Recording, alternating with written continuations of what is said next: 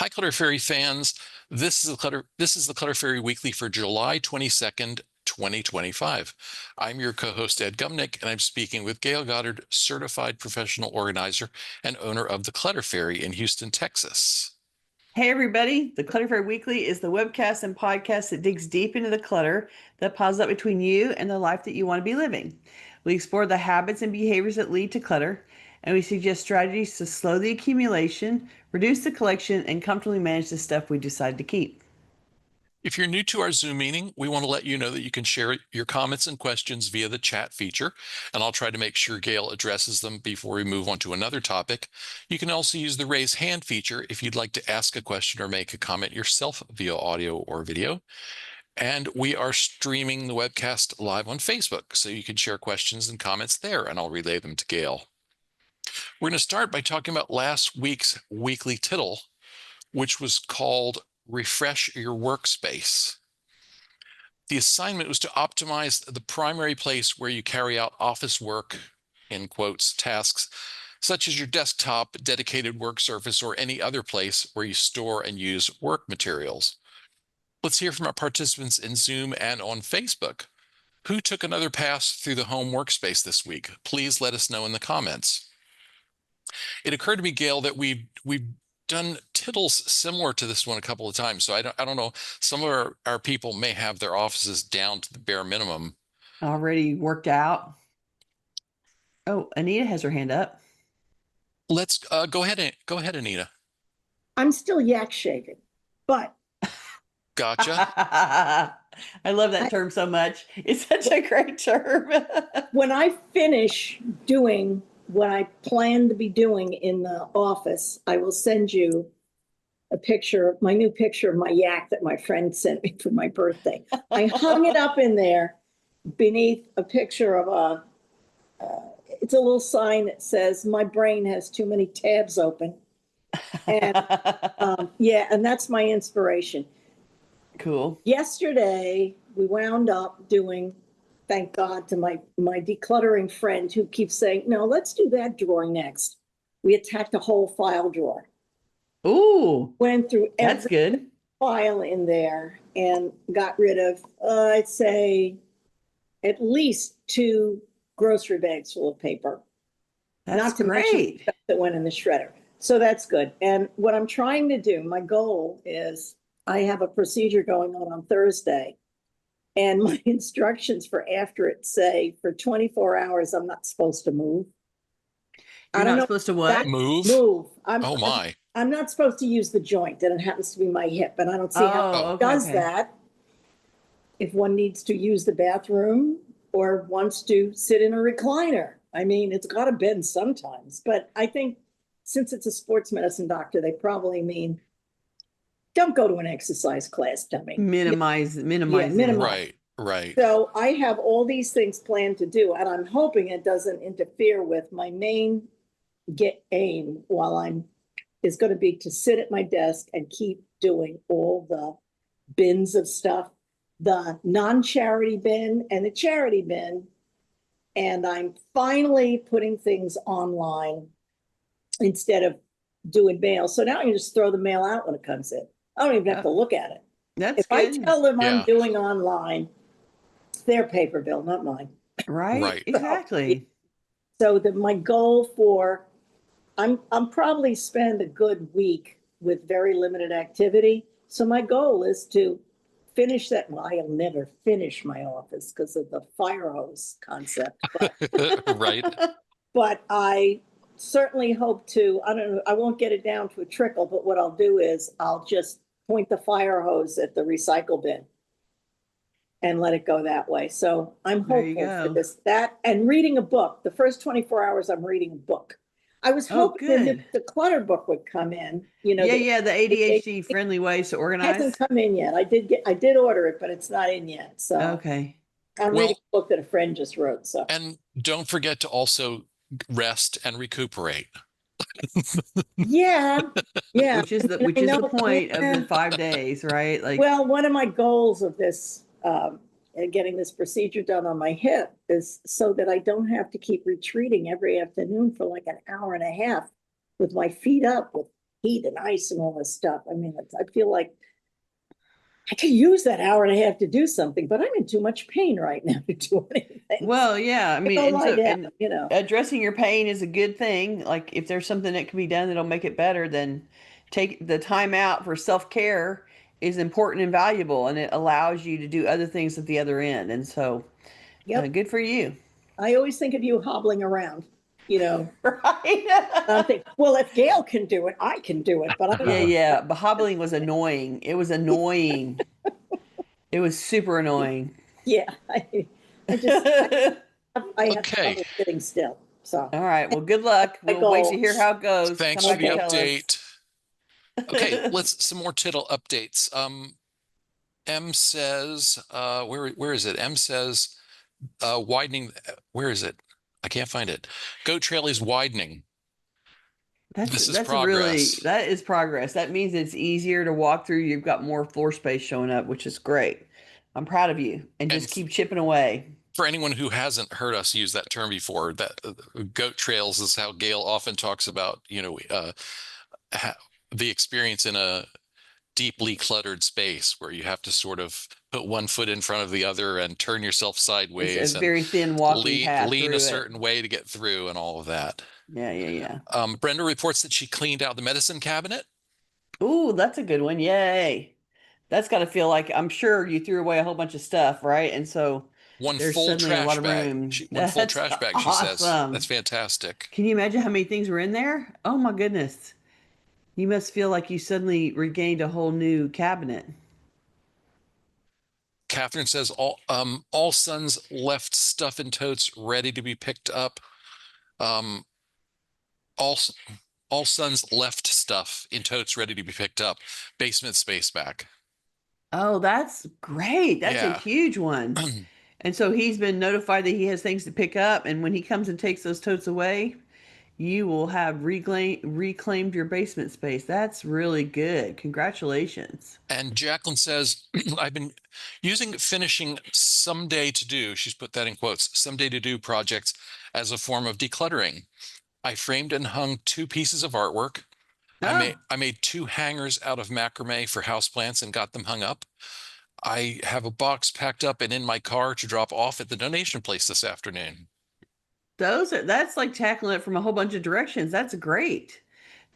We always have those projects that we're going to do someday, and if we don't ever actually do them, they just become, detritus in the house. So how great that you made them happen, and aren't you happy with the results that your plants are hanging and the pictures are hung? That's wonderful. Good for you. Okay, and M says my desk, she put desk in quotation marks, so that means the space that serves as a desk. Right, We'll right, right. read that. Our non-traditional space. My desk is maintaining pretty well from the last pass, except for sales receipts. I put off recording the purchases. I am wondering now if it is so necessary.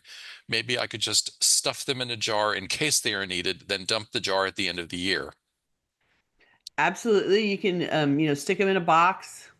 I have a tray basically that I toss those in against. Do I need to return it? Do I do I think something got charged incorrectly? That kind of stuff. And truthfully, has that happened in forever? No, of course it hasn't.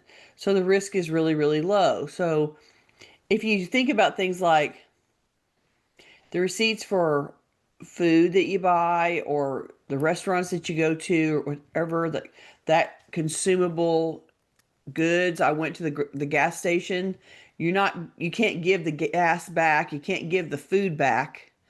Beyond, like if you go to the grocery store, you can buy something and maybe return it for a day or two, but you can't take something back later, and you will have eaten most of the food. So anything that is related to that, I think you can give away much quicker, and it's really saving the receipts for durable goods, things that could actually be returned at another point that you might want to save. And then, is it related to taxes? If it has something to do with your tax return, then you can save it. But the likelihood is your standard going to spend money day to day is about living and eating and, keeping things in the house to clean and, laundry, soap, and toothpaste, right? Like it's personal care and home care and you having food. And those kinds of receipts, the need for them is super, super low. So even if you just keep them for a week and then throw them out, you're good. And if you don't want to even think about it and you want to postpone that project to the very end, you can, like you said, put it in a jar, ignore them, get to the end of the year and throw them all out. Okay, you can do that too. And I'll tell you that you'll probably feel uncomfortable about it and you'll want to sit there and look at them all.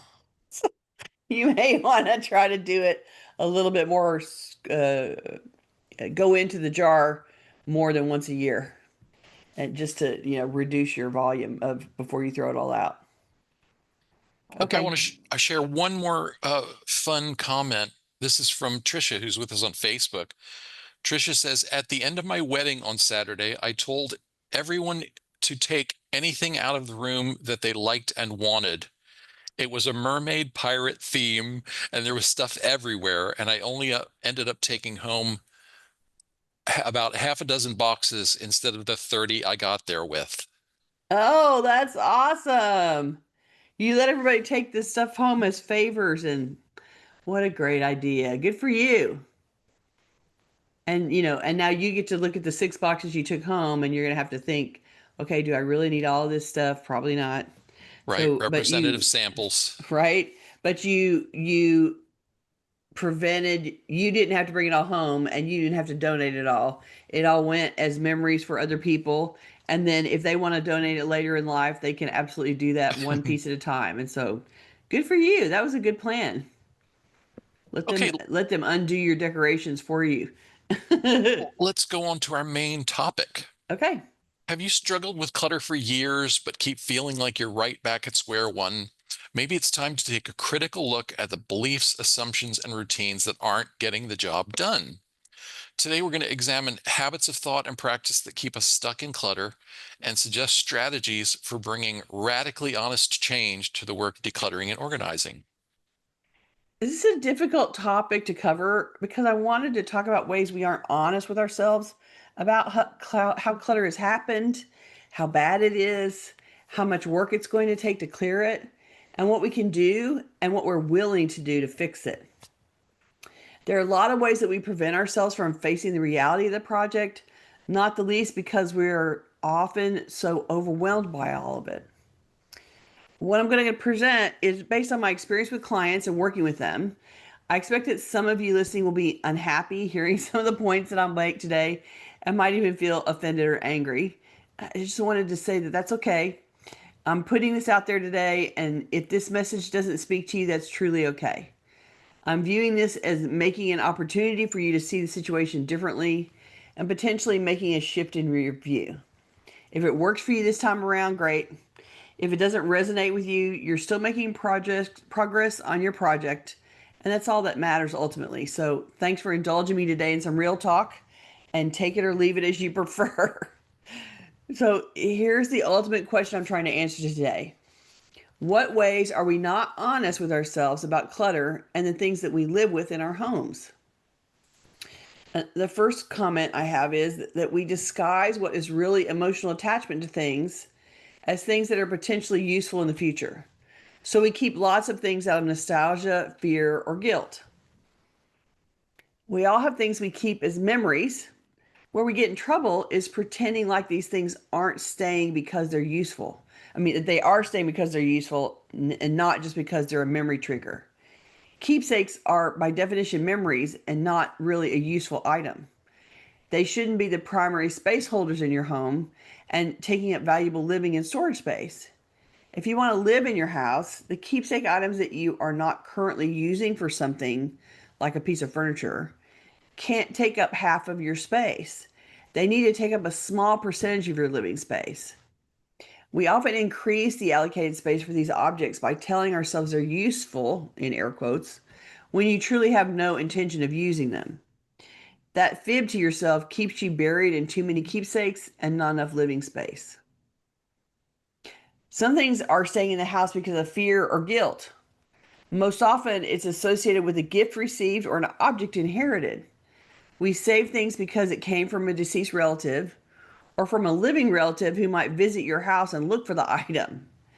If they're not things that you can or you want to use, then it's really a keepsake that you're too afraid or too guilty to pass on. Again, that's taking up living space with things you in reality don't actually like or want to use. And unless you live in a huge house, you don't really have a lot of room for that kind of stuff. Another place we're not honest with ourselves is keeping a big volume of just in case, again in air quotes, just in case items. We keep items for a hypothetical future against a potential need. The issue is there are an infinite number of potential futures. So there's always a potential future that might make that item necessary. But do you really want to keep a whole bunch of things against an infinite list of potential needs? You can't predict which ones might happen. So you can convince yourself to keep just about anything. And the result is you're drowning in stuff for a potential future. Better being honest about the true likelihood that something might happen and reducing the number of potentials you store things against. It's the only way to corral your just-in-case items to a reasonable portion of your space. Next, we've talked about challenging the sunk cost fallacy before here. When we spend good money on something, you might feel obligated to keep items because of that. We convince ourselves that we can keep that money back or get that money back out of the item, or the money isn't sunk cost if we just don't give the item away. Honesty allows you to recognize when something no longer serves its purpose, regardless of its initial cost, and that there's not that much out there that has a true resale value that's worth pursuing. The honest truth is that money's gone. The money is gone. And saving a purchased item because it cost you a lot won't make the object more useful to you. If you're not using it for whatever reason, then the money is not going to suddenly return to you. The money's gone, whether you're happy about it or not, and you're still not using what you bought. So why does it need to stay with you? Next up, we often lie to ourselves about what work we can actually get done. We overestimate how fast we can get through a densely packed space and how long we can stand to stay working at it. We wait for the perfect day when we feel willing to work and have the free day to work. And surprisingly, those two targets never seem to align. Many times we're not truthful about our physical capacity or how much free time we have. We act like there's going to be a large time block someday where we can work all weekend or all day when our life commitments prevent that kind of time from being available. We act like we can run around for 10 hours a day, pulling things out and making nonstop decisions all day. And we fail to set realistic goals for a million reasons because we don't want to face our real life limitations. If you can only work 90 minutes of functional energy to work before your body gives out in some way, then you're not going to be able to work for 10 hours in one day. And making plans like you can do that is pointless and a waste of your time. I have this interaction with clients all the time because they want to know how long it's going to take. They're asking me what the cost is going to be if I work with them. And in the beginning, I was afraid to tell people how long it was going to take. I could look at the space and go, yeah, I'm going to be here for 6 months. And nobody wanted to hear that. But I've learned that there's no point in not telling the truth about that. Like, you've hired me as an expert. I'm going to tell you this is a 6-month job of me coming every other week for 3 hours in order to get through this stuff. It's going to take a while. We're going to be friends for a while. And if that's what you want to commit to, then I'm here for it and let's do it. Because if you're not ready to do that, if you're not willing to be realistic about what amount of time something's going to take, and how your capacity makes that process slower or faster, then we can work, but we're not going to get to where you are hoping to go because you're not seeing it through a realistic lens. So I've learned to tell the truth up front and, deal with the shock that I get after that when I announce it and everybody goes, oh my God, really? Yeah, really. This is a lot of work. You have waited a long time to address this problem, and now it's a big, big project, and that's why you need help, and that's why it's going to take so long. It's important to be honest about that. We struggle to acknowledge the habits that create clutter. We don't want to see that our shopping habit comes with no impulse control and our attempt to shop for entertainment is impulsive and a fleeting thrill, really, that fades as soon as the buy takes place. The emotions that we're trying to deal with or distract ourselves from are only very temporarily forgotten, but not resolved. And the clutter that results from that shopping is permanent until we deal with it. The truth that we don't want to face is that shopping doesn't solve any emotional problems. It only distracts us for a second or two. And the end result is creating way more issues to deal with instead. We all have needs that we must shop to address. We need clothes and food and household items. But when we shop after those needs are met, we're just buying clutter. Expensive, beautiful, useful clutter because we already don't have room to bring more into the house. Once your storage and spaces are densely full, then anything coming in, regardless of how fabulous it is, contributes to the clutter problem.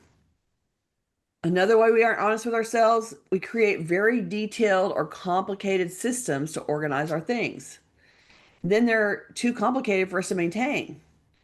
We build systems that require too much time and effort to use, which really makes them actually useless to us. We are often not honest about how much and what exactly we're willing to do for a system. Getting honest about how much work you're willing to do to maintain an organizing system will help you build something that you'll actually do, not something that looks fancy but is too detailed to manage. More complicated means more work to use it. And if you're not naturally inclined to focus on complicated routines and execute them, then that new complicated system is going to stall out immediately. Better to adopt a system that is less steps with easier ability to execute it. That at least gets some organization happening, even if it doesn't look like a Pinterest board. You know, another point about another aspect of this particular point is, we're referring to systems like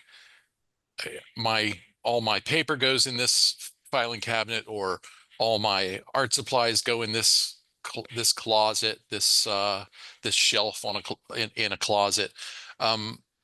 But you can also look at the bigger picture, the whole house, as your very, very, very complicated system, because Mm, all of your smaller systems add up to one big giant system. And so you need to also look at that big system, and if your capacity to manage it, even if some little pieces of it are working well, if you don't have the capacity to manage the whole thing, you still have too much stuff.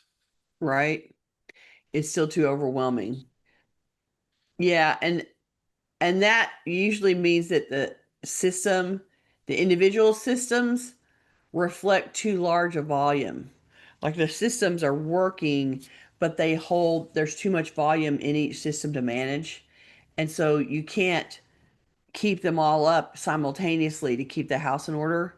You can only occasionally give attention to each little um, system that you got working. And so it's harder to keep it all running at the same time. That's a good point, Ed. Thank you.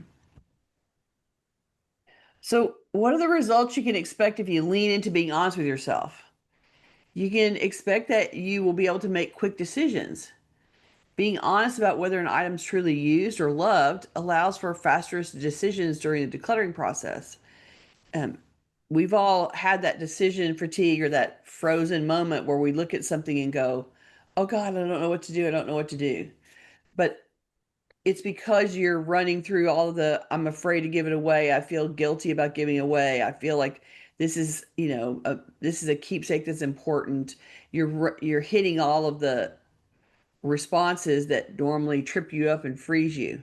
But if you've gotten more clear about what's important for you to keep and what isn't, it makes those decisions a lot faster and easier to do because you can look at something and compare it to your criteria of whether it needs to stay or go and filter it much quicker.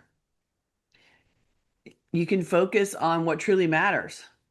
Honesty helps you cut through the distractions and focus on items that generally add value to your life. And it leads to a more intentional approach to possessions so that you're deciding this stuff that I'm needing and using right now is really important for me to focus on. And this stuff that I'm not needing and not using right now is not important and doesn't need me to build a system around it. It doesn't need me to make storage space for it. I don't need to be focusing on that stuff. And you can release that stuff that doesn't really need your attention. You can certainly plan better. A realistic view of what needs to be done, how long it will take, and what you're willing to actually do means that you can plan better to achieve decluttering and organizing goals.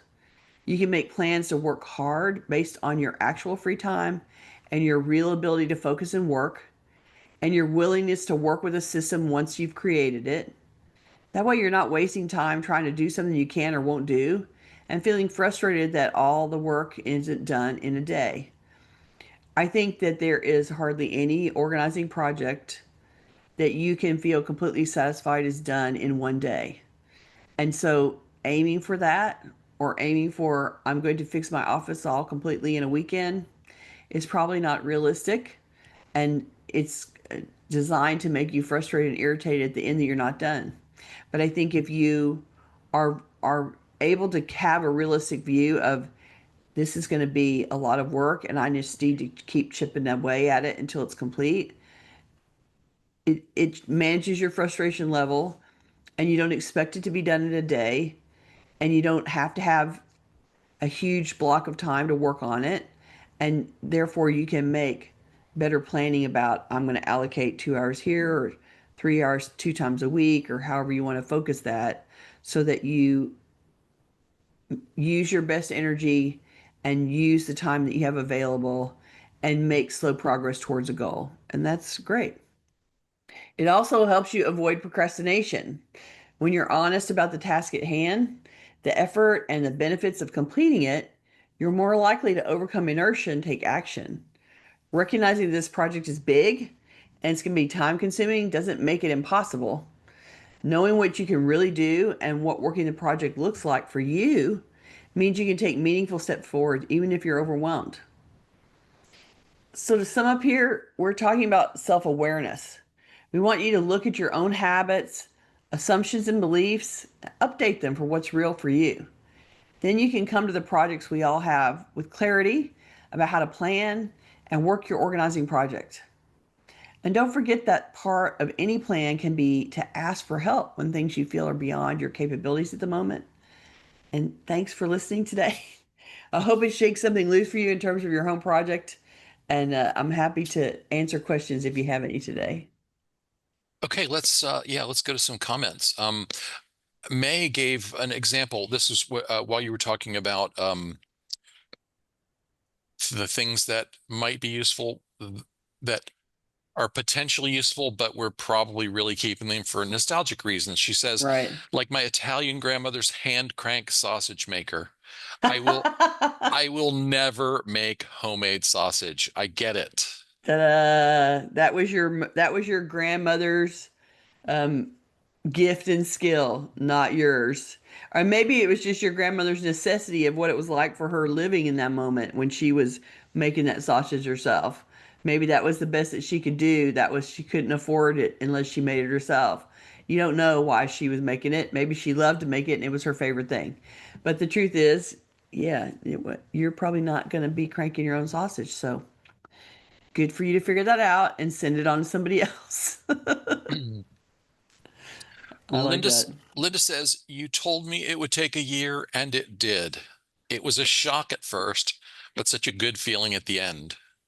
I know, right? And if you kept at it for the year and you got done and you were happy, how great. I mean, that's the definition of I kept aiming for the goal even though the goal wasn't imminently in sight, and you kept going towards it and you got a year and it went by and here you are and you have the result.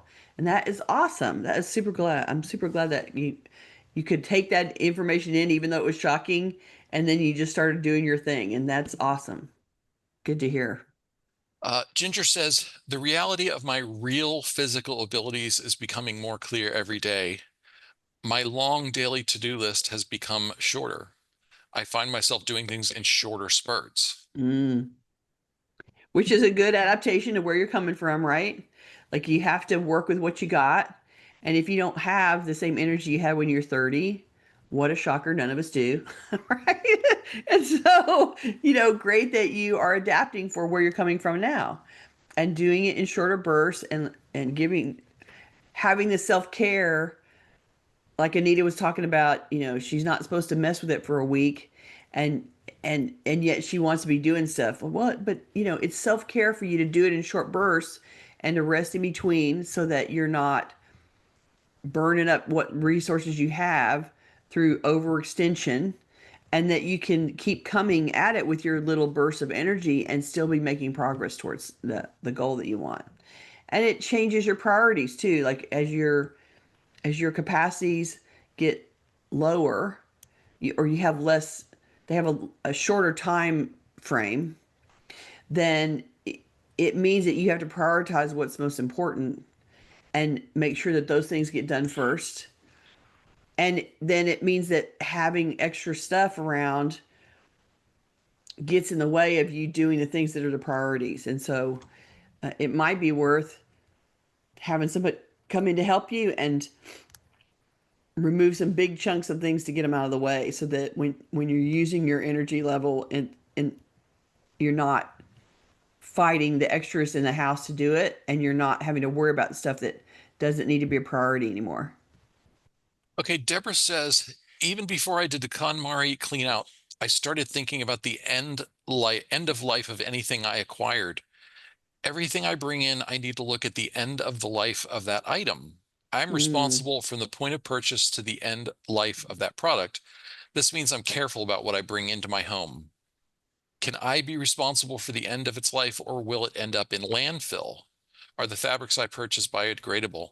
How many plastics can be allowed into my home, and so on? That's a very helpful filter to put something through and to slow you down and have you be thoughtful before you purchase something and to be very intentional about what you're bringing in the house. Those are great filters to use. And what a great idea that you did it. Thank you. I think the idea of recognizing what's going to happen with this thing at the end and am I going to be able to use it up or dispose of it properly or in an environmentally sound way is a great filter to slow you down in a lot of ways. Good for you. Great comment from Ginger. She says, I quit filing. I hated it anyway. I There have an you go. important papers binder. That's great peace of mind.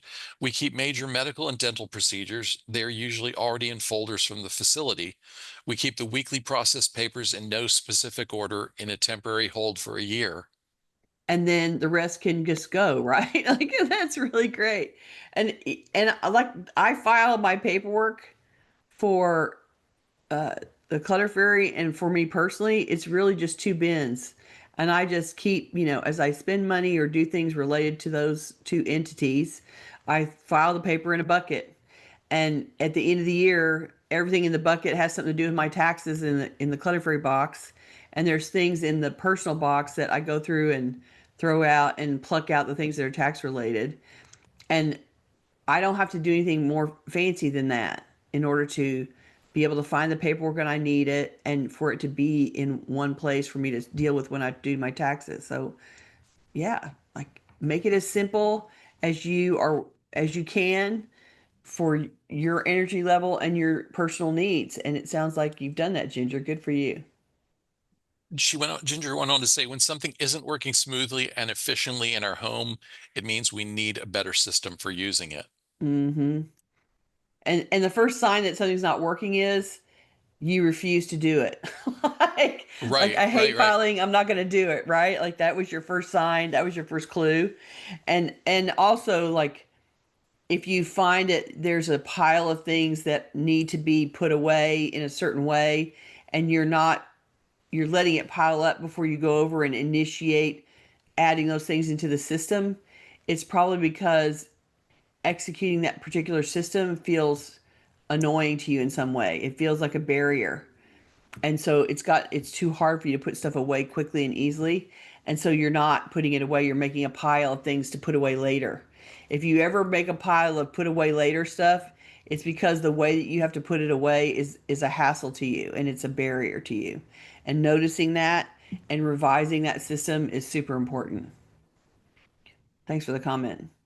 Okay, Anya asked, does walking through separation/divorce emotions, or rather grief, also count as decluttering?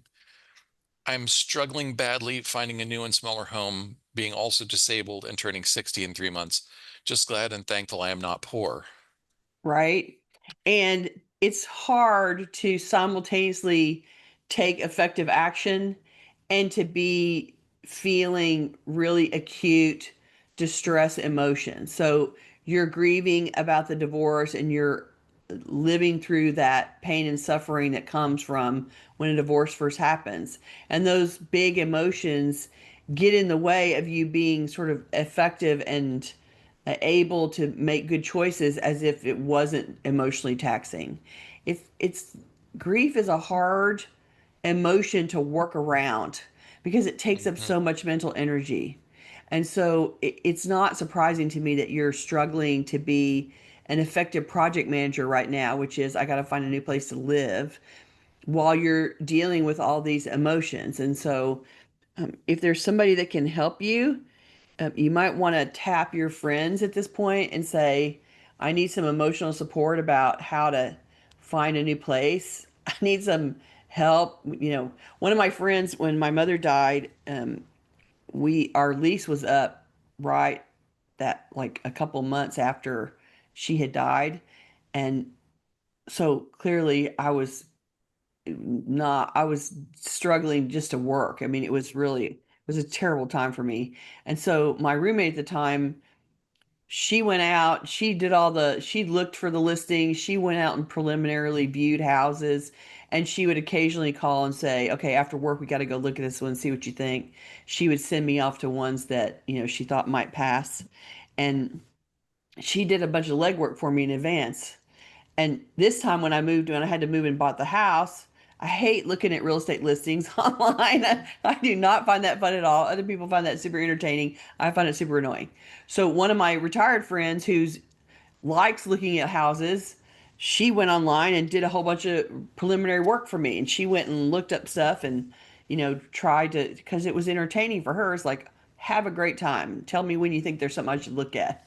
And so I think if there's somebody around you that can help you with hunting or that can help you brainstorm about alternate solutions about where to go or what to do, then I think it's a great it's a great time to ask for support because I know that you're compromised, and everybody that's ever had lost a big relationship, particularly one after a long time, there's a lot of grieving going on and it's eating up a lot of your brain energy. So I'm sorry that you're having to make big life changes and be super sad all at the same time. It is the nature of divorce, and it is why divorce is so devastating for all of us. I'm sorry. Sorry that you're having a hard time. Okay, no, Naomi says, my biggest problem is all confined to your last sentence of your prepared presentation, asking for help.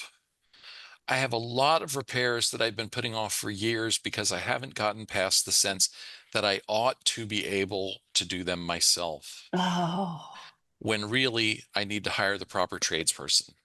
yes, you do. Because here's the thing, DIYers are never as good as the people they hire, right?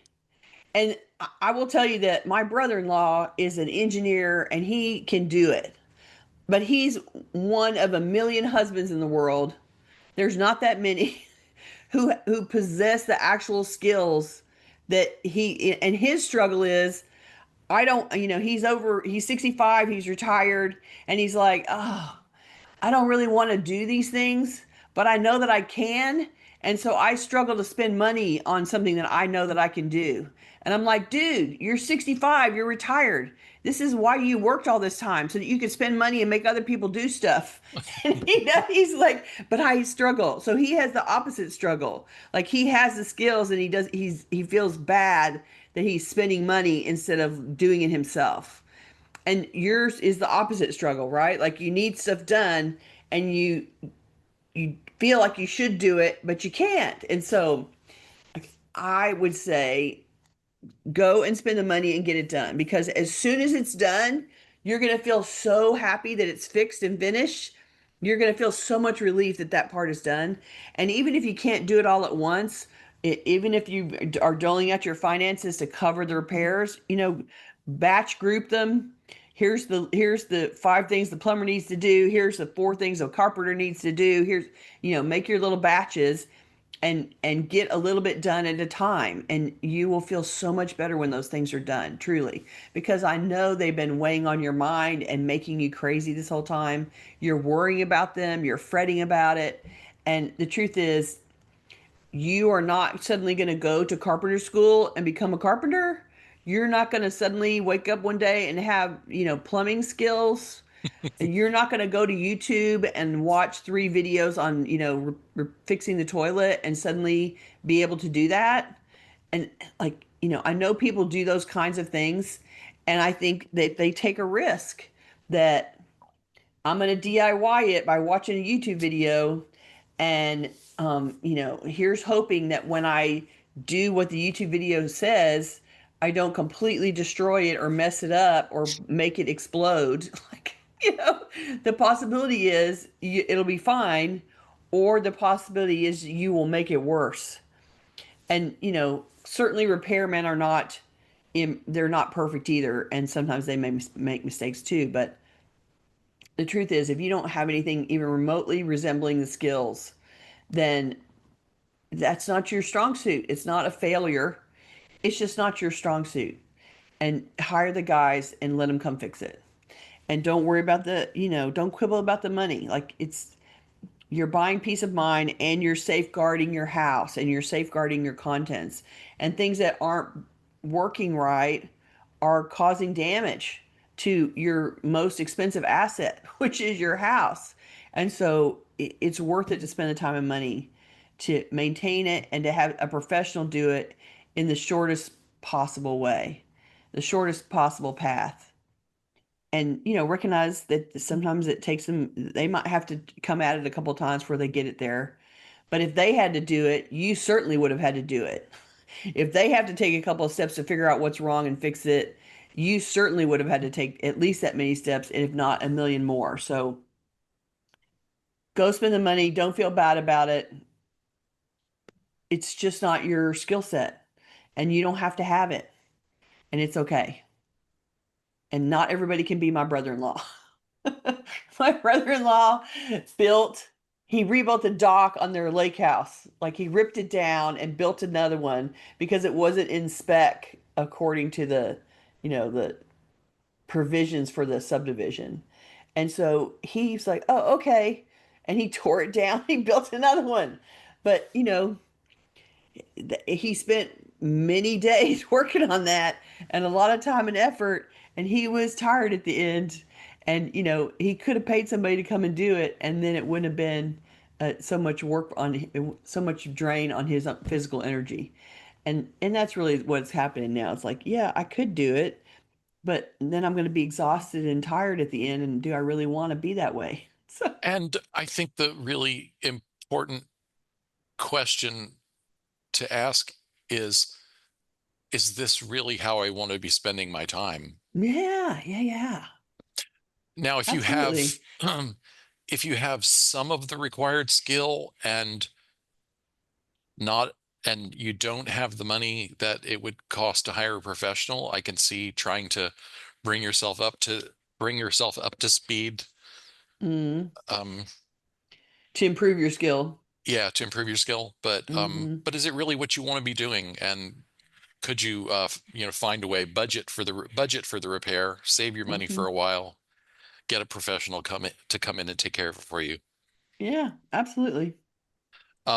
D in the Sierra says, you must have better people in Houston. I've had to fix a lot of the work I've paid professionals to do. Oh, that's not good. Oh, well, that means I think that you probably need to vet with your neighbors and friends who's doing a good job and who isn't before you hire them. Um, no guarantees, of course, anytime, Yeah, but yeah. asking around, asking people who they use, how they found their results, trying to get some real world experience from people is worth the effort before you bring somebody in. Julie says, this is empowering. I'm a DIY and I am getting past it. Need to spend money or downsize and move. Yeah. Moving is hard and expensive, so the money is better spent on professionals and lifting help. Mm-hmm. Absolutely. And if you don't want to downsize, you can still reduce the contents and reduce what's there to manage so that even if the house stays the same, the stuff inside of it is reduced and shrinks to a more manageable level. And that's perfectly within your reach as well. Yeah, absolutely. Spend the money, get somebody in there to fix stuff. Don't make yourself crazy. Okay. Okay, let's talk about next week. Okay. We haven't picked a topic yet. The theme, I don't even remember what the theme is. I looked that up before we started, and watch your email for announcement, but we will be back next week, July 29th at the usual time.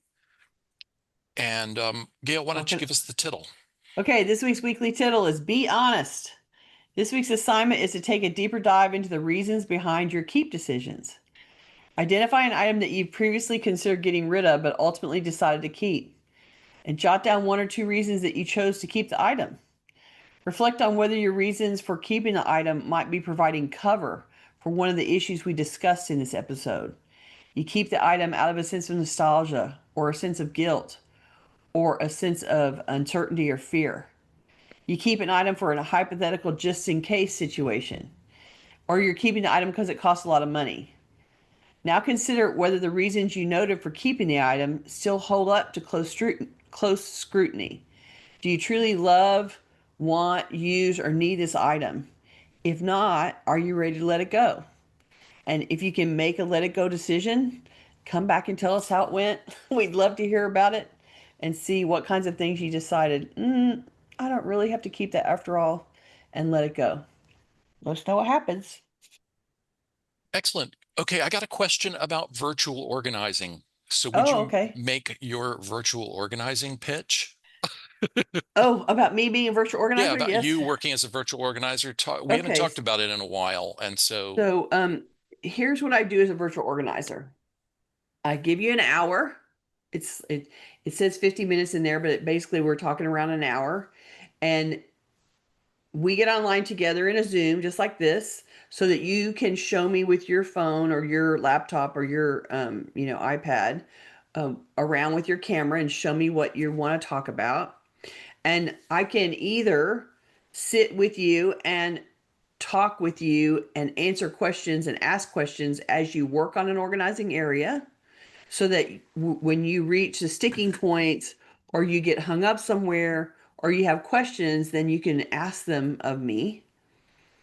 Or we can talk about a project that you need to have planning support with, and we can talk about the plan. And so a lot of times of what I do is I help people talk through, okay, here's where you're trying to go, here's the end result that you want, and here's the barriers that have been getting in your way and why you're feeling overwhelmed. And then let's talk about what I think you should do and what order to get to your end result. And so I spend that time taking your feedback about the project and what's been getting in the way, and then helping you devise a plan, a step-by-step plan to go forward and get it done. And a lot of times people find that is enough. They just need clarity about what the pathway through would be. And sometimes they just need, I can't face the paper by myself, and I don't have anybody else that I feel safe with or comfortable with or trust to be in my financial data. So I don't want somebody physically here, but you can sit there and I can talk about what I'm touching and ask questions about it. And I can, you can show me stuff in the camera if you want, and I can help you make decisions. And that allows people to work when they feel unable to work by themselves around something specific. If they just feel so stuck about it or so like they don't understand how to face it or do it, or what the right answer is. A lot of times they're wondering what the right answer is, and so they don't know how to dispose of it. And so we talk through all of those issues as people. Yeah, it is body doubling. Exactly. It's virtual body doubling. Basically, it's what's happening. So I'm sitting with you while you work. One time I actually did it with a couple. It was very interesting. They were moving and they were not like they were, getting a little irritated under the stress of the move. That's my euphemism for what was happening. Right. And they needed me to be on the call with them as they went, like we were in the kitchen, for instance, and as they would go through cabinets and pull stuff down. And I would talk to them about, okay, so what are we keeping, what are we not keeping? And they would start to, banter back and forth about what needed to stay and what needed to go. And as a result, I was able to jump in and go, okay, so here's what I think she's saying, and here's what I think you're saying. And like I could negotiate. Mediate. Yes, I Yeah. mediated the keep toss decisions before they became arguments. And that way they were able to make choices and continue to pack. And so that was, they needed me as a referee to keep them from going off the rails, because they were stressed out and it was overwhelming them and they were running out of steam. And so I was the on-site referee virtually, because they were actually in California. So I've done that kind of stuff too. And And you record the sessions? I record the sessions if you want them. I don't know that anybody actually looks at them. I think, it's available if you wish to go back and watch it again. I can make a recording happen, so that's not a problem. And otherwise, we spend our hour doing that. I had a client in Europe who she wanted more than an hour, so we booked a longer virtual appointment. So we basically worked a regular organizing appointment through the camera, and we were working in her office, so it was all sort of in a contained space. But it meant that we were going through and I was helping her with decisions and devising systems and looking at her desk in real time and going, okay, what about if you put this over there? I can make suggestions about how to do stuff based on what I'm seeing in the camera. So initially I was concerned that, if I wasn't able to sit there and touch it myself, it wouldn't work as well. But have actually found that I can ask questions and say, open that cabinet, tell me what's in there, what's in that box, show it to me. And I can get the information that I need through the camera and then make reasonable suggestions that people can do and take on board. And so it's worked really very well. I've been quite surprised. Okay, and would you hold up the sign I will. to tell Here's people where the they get sign. more info? That's cfhou.com/virtual Virtual. to get any details we might have left out, and to book an appointment. Okay, if you're watching this on YouTube, we would love for you to join us live. To get notifications about upcoming events, we invite you to join the meetup group by visiting cfhou.com/meetup. Meetup. You can also follow us on Facebook by visiting cfhou.com/Facebook, or join our mailing list by visiting cfhou.com/subscribe. We love to hear from you, so please keep your questions, comments, and topic suggestions coming on YouTube, Facebook, or anywhere that you find us. You can always reach us through the website at clutterfairyhouston.com. And you can go see other videos that we've already done at cfhou.com/YouTube, because we got them out there. A lot of you are regular watchers and re-watchers of the stuff. I really appreciate that you guys do that. That's awesome. And I'm glad that most of the material hangs in the second or third time that you go through them. So that's always good to know. And I hope that you enjoy them. We love being here every week, so we are so grateful. If you want to like and subscribe on YouTube. That would be wonderful. And we will be here next week. Come back and visit us again. Talk to you later. Bye-bye. Bye.